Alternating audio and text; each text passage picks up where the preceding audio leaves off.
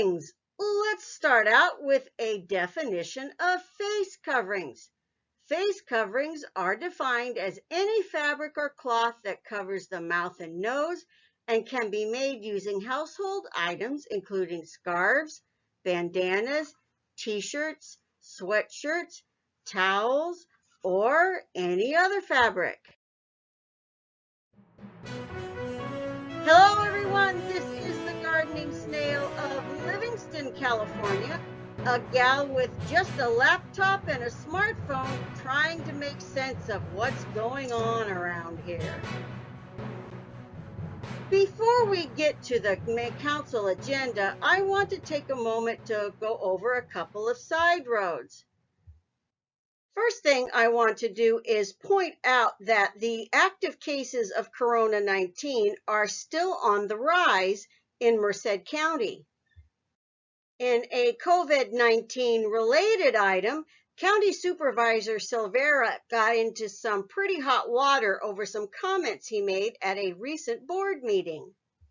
The supervisor was responding to comments from social workers about how they were not allowed to work from home and could not practice proper social distancing at the office. In the description below this video, I'm going to leave a link to an article that lays out the comments, the backlash, and the subsequent apology. That article also points out the possibility that county workers had been exposed to the coronavirus. I'm just going to say for now that I'm a bit dumbfounded this issue would even need to come up at a board meeting. After all, is our county so far behind the times it takes something like this to jumpstart plans for county workers to be able to work from home? Moving on to the agenda. First off, this meeting will not be physically open to the public. There is a telephone number that you can call if you want to participate in the meeting. The comment line is 605-468-8002. Access code is 156811#. The meeting will be live streamed on YouTube. There are no presentations scheduled. Citizen comment time comes after the reports. So if you want to make a comment at the time, you need to be sure you are on the phone and ready to go when citizen comment time comes up. Now let's take a brief look at the consent agenda. Here we're looking at a warrant register and 3 meeting minutes.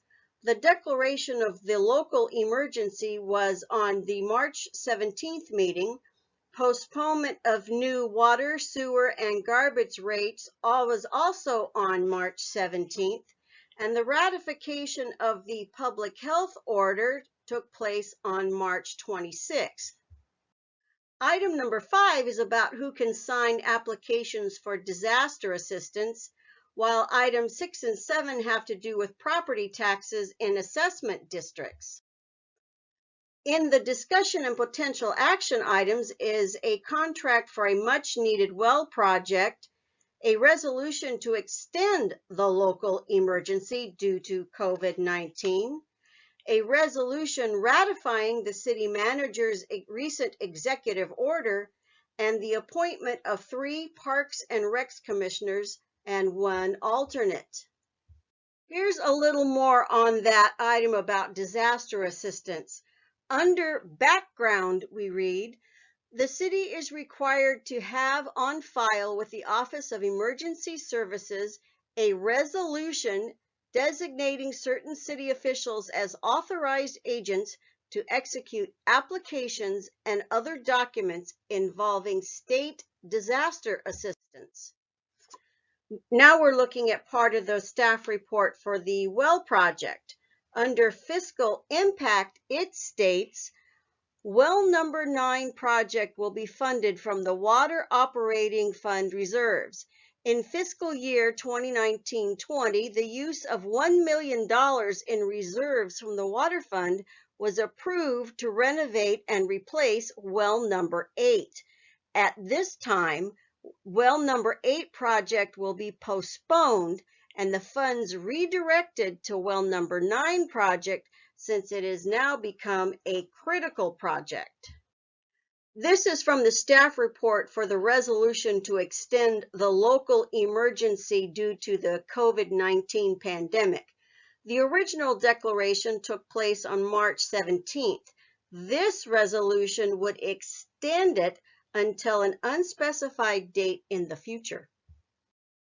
On to the ratification of the city manager's executive order. The recommendation is to ratify the emergency executive order directing all essential businesses to adopt and implement social distancing and sanitation protocols and requiring all individuals within the city to wear face coverings before entering any indoor facility besides their residence, any enclosed open space, or while outdoors when the person is unable to maintain a 6-foot distance from another person at all times. Let's go over a couple more things from this staff report. First, that all persons in the city are required to wear face coverings before entering any indoor facility besides their residence, any enclosed open space, or while outdoors when the person is unable to maintain a 6-foot distance from another person at all times. We've already heard that, but now let's get into the definition of face coverings. Face coverings are defined as any fabric or cloth that covers the mouth and nose and can be made using household items including scarves, bandanas, t-shirts, sweatshirts, towels, or other fabric. Let's go on. The order upon ratification by the council will remain in effect until May 31st, 2020, unless otherwise amended, repealed, or extended. The last thing on the agenda is the resolution to appoint 3 Parks and Recreation and Arts Commissioners and 1 alternate commissioner. This has been continued at least a couple of times already, and we'll just have to wait and see if they actually do anything about it this time around. So, what do you think about this? Let me know in the comment section below this video. If you're subscribed to the channel already, you might want to check and make sure you're still subscribed so you're notified whenever a new video goes live. And subscribe if you're new. Until next time, this is the gardening snail of Livingston, California, because not every critter is hiding under a rock.